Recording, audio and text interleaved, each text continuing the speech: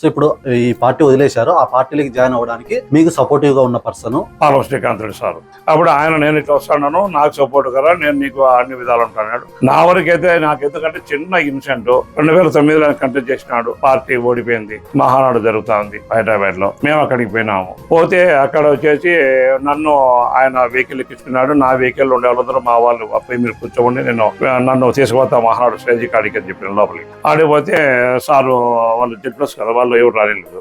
అప్పుడు ఆయన నిరసన తెలిపినాడు, నేను వెంకటరాముడు వచ్చి నేను వస్తానని చెప్పాను. అది నేను ఆయన ఎక్కడ ఉన్నాడో చనిపోయి మహానుభావుడు ఆడున్నాడు కానీ నేను ఎప్పటికీ గర్వంగా చెప్తాను. అప్పుడు వచ్చేసి ప్రజెంట్ ఇప్పుడు తెలంగాణ సీఎం రేవంత్ రెడ్డి గారు కానీ, ఇప్పుడు ఆంధ్రప్రదేశ్ ఆర్థిక మంత్రివర్యులు ఆయన పయ్యావుల కేశవ్ గారు కానీ, వాళ్ళిద్దరు వచ్చి మాట్లాడి మళ్ళీ నన్ను గారే తీసుకుపోయినాడు. అట్లా వ్యక్తిత్వం ఉన్న మనిషిని ఈ రోజు మా ఇన్ఛార్జ్ మంత్రివర్యులు సవితమ్మ గారు సేమ్ అంతే, కార్యకర్త కోసం ఎంతవరకు దిగి నేను మినిస్టర్ను, నేను ఎమ్మెల్యే అనేది లేదమ్మా. చాలా నేను నచ్చిన వాళ్ళు.